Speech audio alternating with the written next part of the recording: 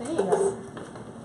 Cool. All right, everybody, thank you for tuning in today. We're excited to be doing our first MSR Facebook Live. We're in a pretty unique location. We're here at our Seattle repair shop at our MSR headquarters.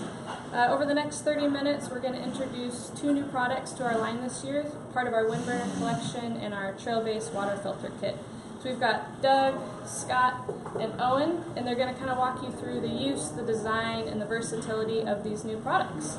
We've got time for questions, so be sure to comment in as well as we go. And then, as a bonus, we're randomly going to choose 2 people who comment and do a giveaway. And we'll post the winner to our channels tomorrow. So I'm going to turn it over to Doug, and he's going to kind of introduce MSR, and then Scott will walk us through the WindBurner, and Owen will take us through the trail base. So enjoy, and be sure to comment along the way. All right, thanks, Caitlin.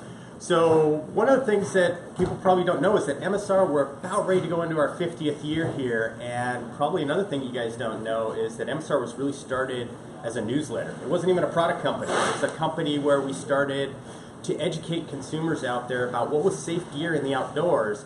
And one of the fundamental things our founder realized that if you're going to have safe gear, it's got to be simple, and it's got to be functional, and it's got to be reliable, because if it doesn't meet all 3 of those criteria, it really doesn't matter what it is, it's not going to make you safe when you're out there. So the thing I think you're going to learn today as we go through everything is how we create our product with all 3 of those things in mind, and all the little details that go in behind the product. They're not stuff that you're going to read out on the spec sheet. They're all the things that we do as a group to make the engineering right, do the testing, and make sure that we really know how it's going to function out there in the real world. And so with that, I'm going to turn it over to Scott. He's going to start taking you through the WindBurner collection for us. Awesome. Thanks, Doug. You bet. So this is the WindBurner Stove System that we've had for last season. I'm actually going to introduce a larger piece of the collection that we've added this year, but first I want to talk a little bit about what makes this system so great. So as the name implies, the WindBurner is really focused on performance and high wind conditions and really real world conditions. So we've done that a couple of different ways. The first way is by enclosing the burner. So we're actually having the combustion happen inside of the stove, which allows us to operate on 100% primary air. This makes it so that there's a lot less wind effect that happens with the stove. So I'm going to put the pot on there, and you can see that burner gets completely covered up by the stove, so the wind cannot get in there. Yeah, so you're pulling the air up from here and then out these vents, so you really don't have any wind effect on that stove. We've also got pressure regulation on this stove, which makes it so that as you get low on fuel, or if you're in cold temperatures, if you're out and it's 40 degrees or something, in that range, you're going to have really good consistent performance. Your boil times are going to stay flat throughout the life of the fuel canister. So that pressure regulator is really important in the real world. So Scott, what happens if you don't have a pressure regulator in the stove?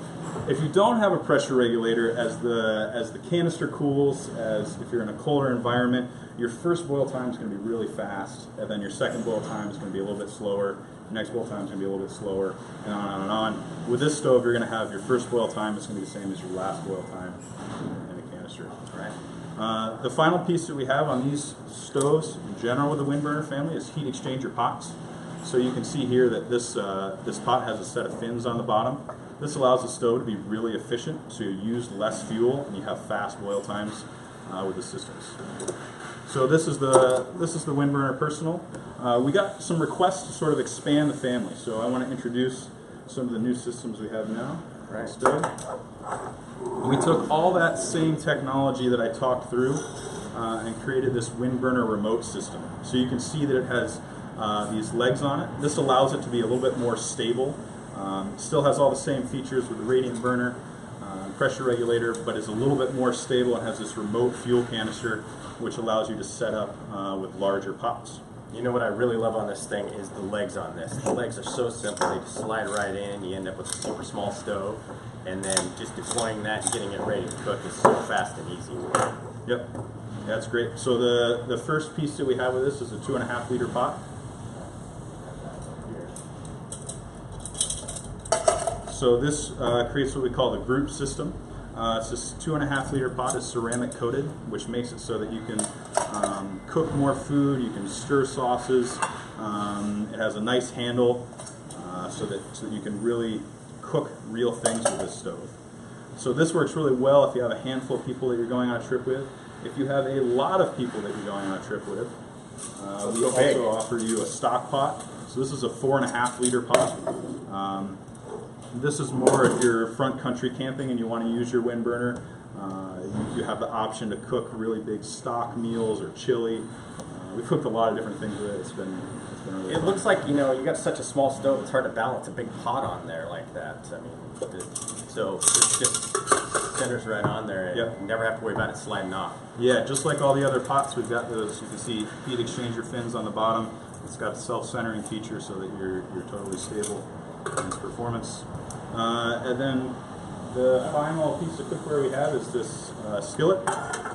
You're always asked if you can make bacon on the wind burner, and you absolutely can. The skillet is the right tool for that.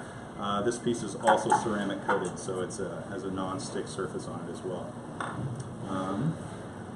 And that, in general, is the new WindBurner system. But one of the things we're doing is we're selling that stove not just as the personal, right? But we've added a new model to the line that goes with a larger pot, right? Yeah. So that's so the Duo. We have a 1.8 liter system. That Duo actually comes with the remote stove. We thought that made a lot of sense for this year. And one of the things that we thought was really important with this, what we want you to be able to do is to be really modular and really versatile. So we want to make it so that if you are going on a backpacking trip and you're just by yourself, maybe you take your personal pot, maybe you take the 1.8 liter if you're with a couple people, but then the following weekend you're going on a big front country camping trip and we're taking everybody with us, so I want to take the stock pot. We really wanted to make it so you had a lot of different options. That looks like a lot of stuff to get in my backpack. How am I going to get all that in my backpack? Thanks, Doug. So we wanted to make sure that this all sort of fit down in a small space. So I'm going to show you now how we can sort of adjust everything so that it fits in a nice tight space. So I'll start off with that 2.5 liter pot on one of these. Start with that stove right over there. So I'm going to take off the fuel canister here. Drop that fuel canister in the pot. Like Doug said, these legs are meant to be quickly and easily deployed. So just to slide the legs in there. And add the stove system in. Here, so that looks pretty nice where you can just get the stove and the fuel and it doesn't rattle. It's all packed well together there. Yep. Yeah, this was all, since the cookware is integrated with the stove, we're able to really design it so it has a good fit. The lid comes on here. Here, let's do this here. What's that latch for on the side? Yeah, thanks. This is for straining. So if you're cooking some kind of pasta or anything like that, you can strain with this lid as one of the features that we wanted to make sure people were able to cook, because we hear that a lot of people make meals like that, whether it's spaghetti or any other kind of pasta. So then the 2.5 liter pot can drop here in this 4.5 liter. We're cooking bacon on this trip, right? Yeah, okay. So we can also add that skillet right here down to the middle so that we can get Doug's bacon habit fulfilled. That lid will drop right in there. And then finally you've got this top lid. Alright, so you got stove, fuel, 2.5 liter pot, 4.5 liter pot, and skillet all there. Yep. I got to make some coffee in the morning. I got to take the stove too. Yeah, so one thing we got asked was if this new remote system stove takes up the same amount of space as the personal system, and that was something we focused on. So I'll show you now how to get this part of the system all set up as well.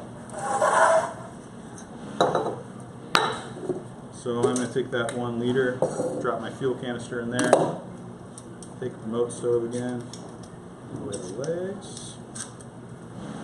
Put that stove in there. Wow, it still fits even in that small 1 liter pot. Yeah. This didn't happen by accident. It didn't? So you can see that remote stove. If you get the remote version of our stove, it'll still fit inside of the 1 liter pot.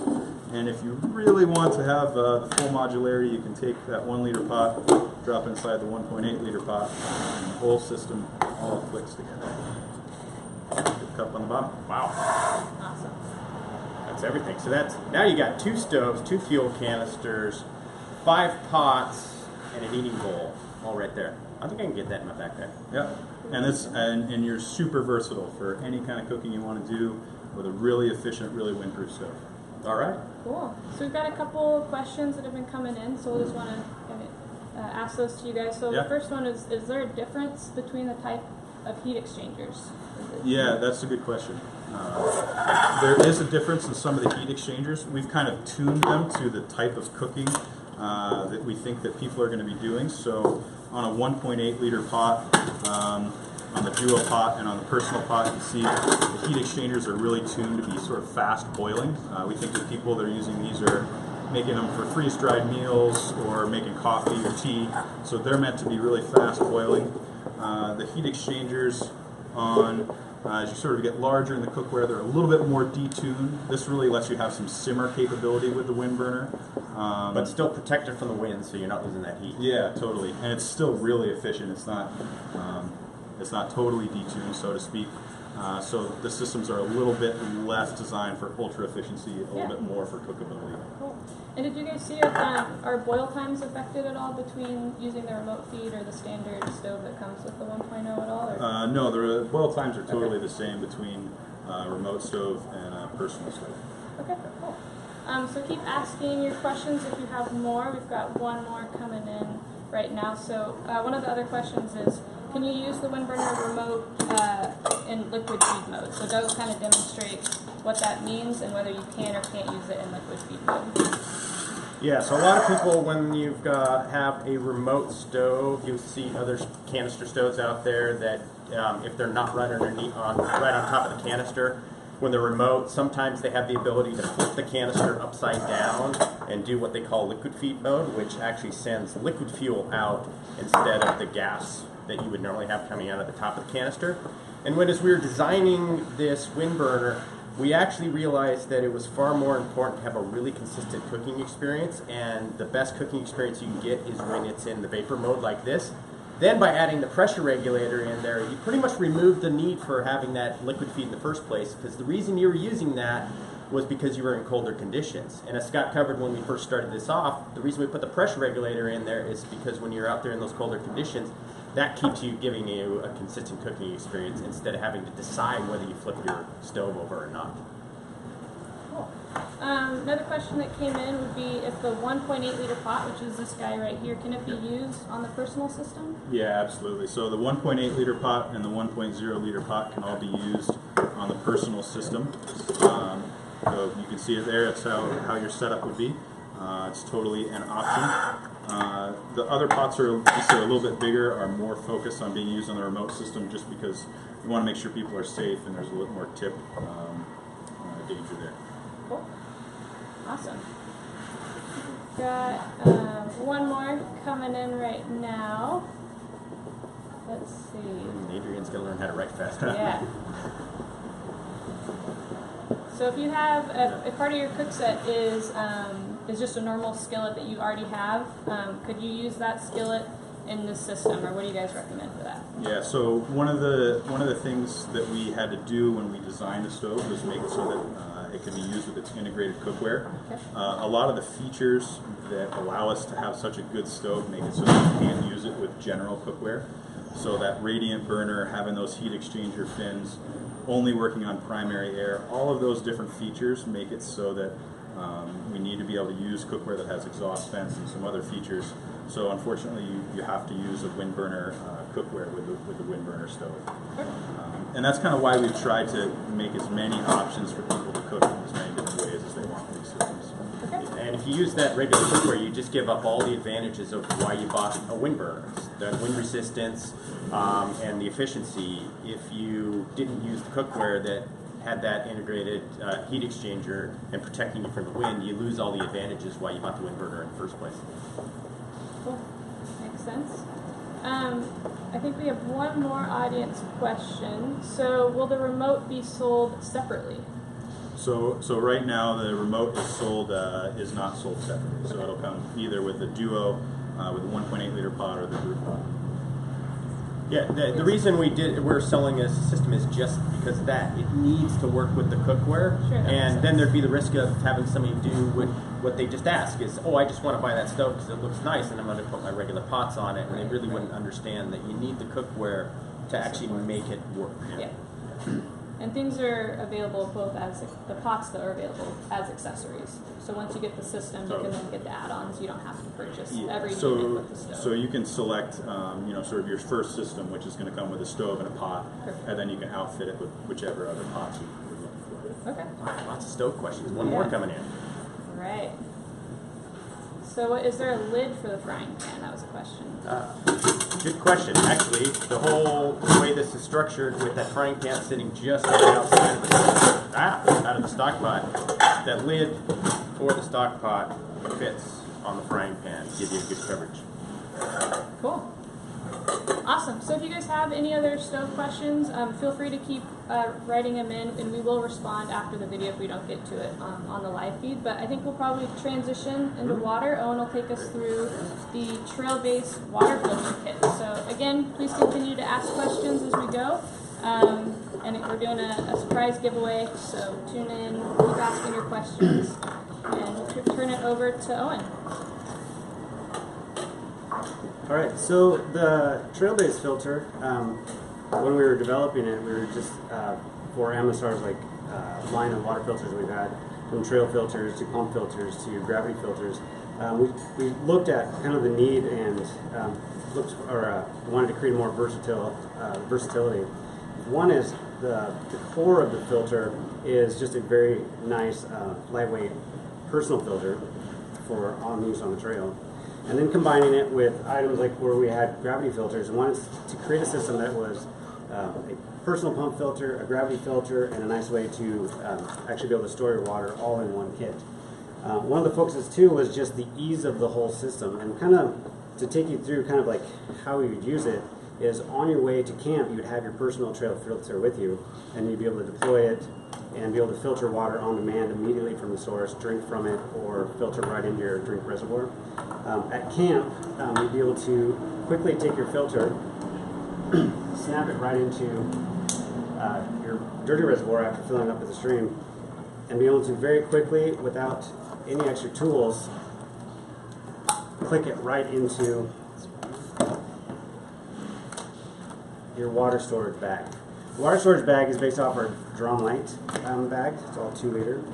Click directly into it, and so you have no cross contamination and all very easy setup.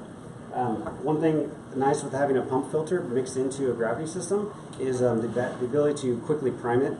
Once you open up the valve there, you give it a couple pumps, and you immediately start filtering water there. This will do 1 liter a minute in pump mode. It'll also do 1 liter a minute in gravity mode. And yeah, so that's kind of what we're doing there is the versatility. And once you get to camp and you've filtered your 2 liters of water, you want to do a little side excursion, you still have this very small little filter to put in your pocket. So sometimes people are curious about like the length of hoses and stuff like that and how those are designed. Can you kind of speak to the hose Yeah. for each of these? So the hose on the trail shot, the length of it was specifically designed as a way to get near your water source, but without having to get like directly into the water. So this is a nice length for just when you kneel down to your water source, which you have to do with every filter anyway. But you don't have to fully sit down or get into it, and then you can pump from there. The length of the hose in the gravity system combined with this one, that's the optimal length to get the proper pressure to get the highest flow possible with a filter like this. Okay. So what kind of filter's in there? So the filter that's in here is based on hollow fiber technology and has and allows it for that really high flow and very easy pumping. What kind of stuff does it filter out?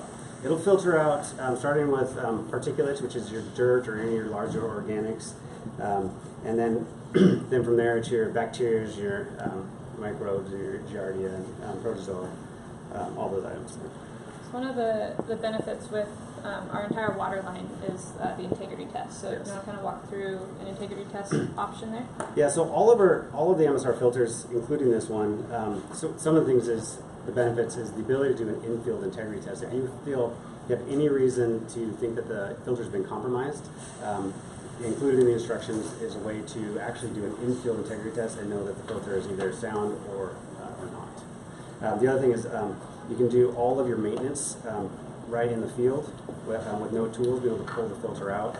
All of your parts, if you get any clogging, be able to, all of this is right in the field. And notice on the filters, like, you know, you got like a screen here, there's something there too. So what are all those for? So one of the really nice things with this is being able to, for the longevity of the filter itself, because you want the filter to really do its job of pulling out those really, really microparticles, is in the gravity mode, in the backside of this quick connect, there's a pre-filter, which I kind of like to call the frog filter. It pulls out the larger items. In just trail mode, when I've got this down in the stream, especially if they drop it into like a shallow and there's some rocks there or any of the organics, that'll stop all the bigger particles before taxing the filter here. So it looks like that. What's this tip on this thing called? What? So this is Cbc Fitting, and what's really nice about the Cbc Fitting on this is, if you see this, it's a standard size fitting and used on a lot of hydration reservoirs, like for hiking and biking.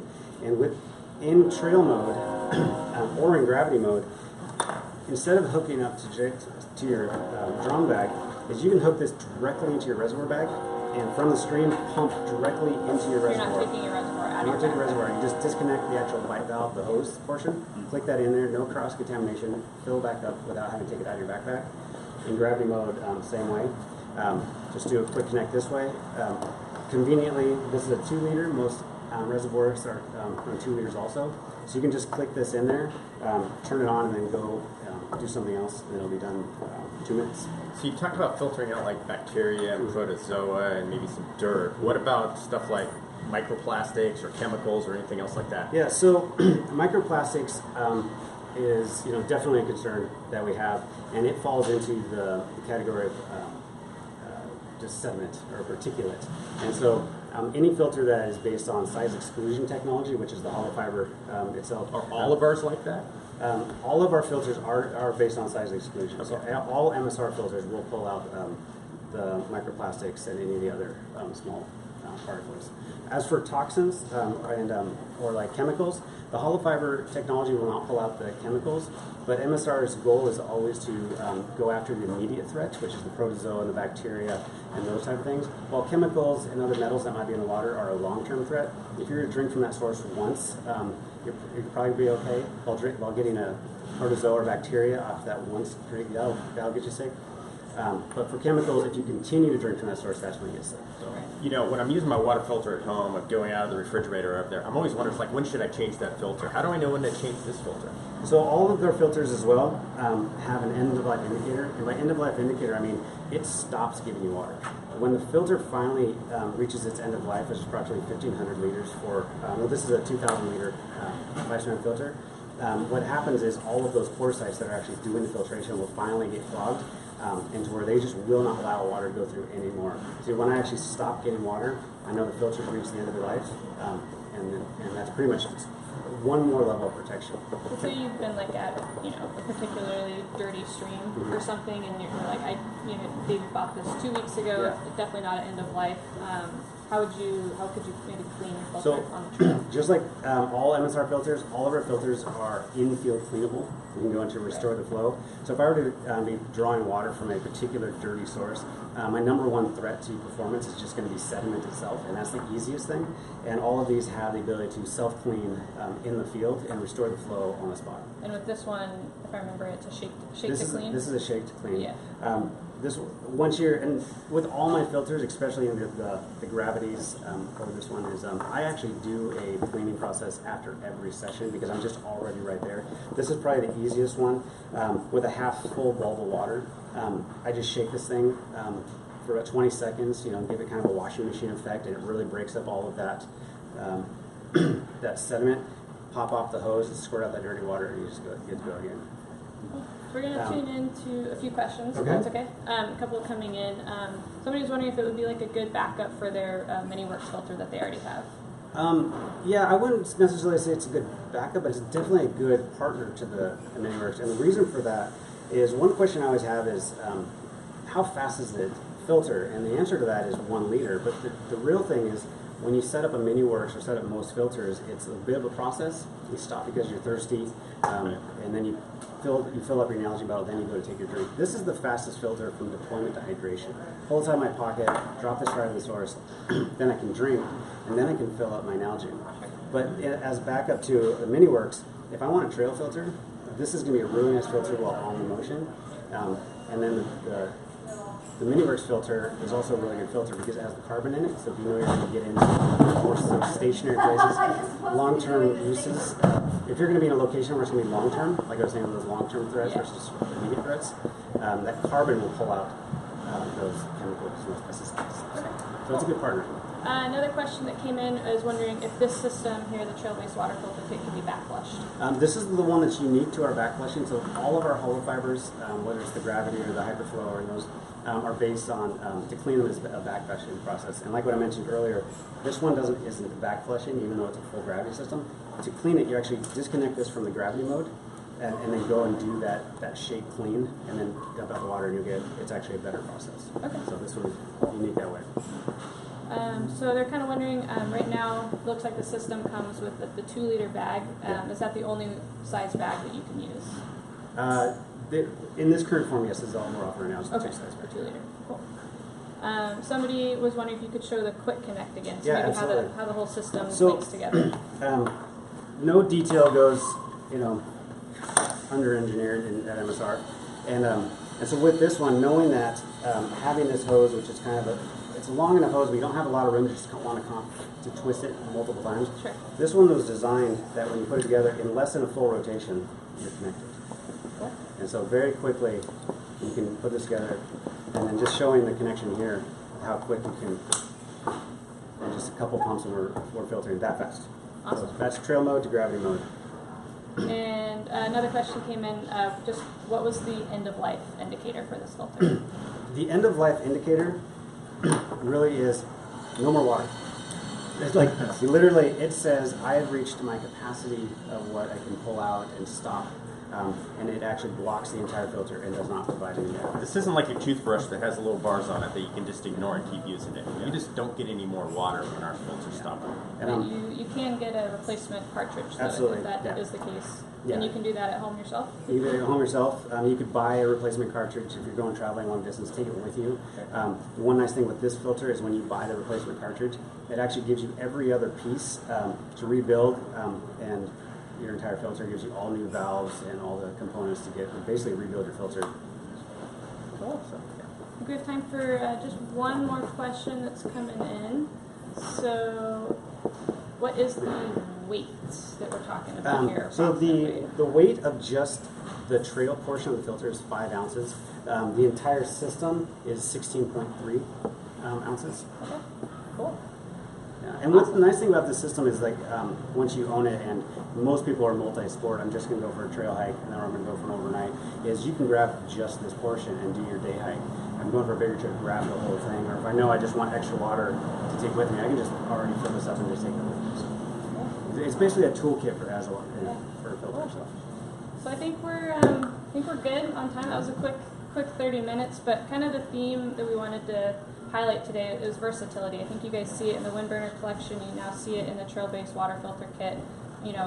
Take the 1 liter, take the trail shot for your quick solo missions, add it to your kit, if you're going to go group camping. So thank you guys for tuning in. It was fun to be able to share some of the new products, and these are all available now. And as a reminder, we'll pick our 2 winners randomly and post them to our Facebook channel tomorrow. But thank you to you guys for tuning in, and thanks to the audience as well. Appreciate it. All right. Thanks. Take care. See ya. Bye.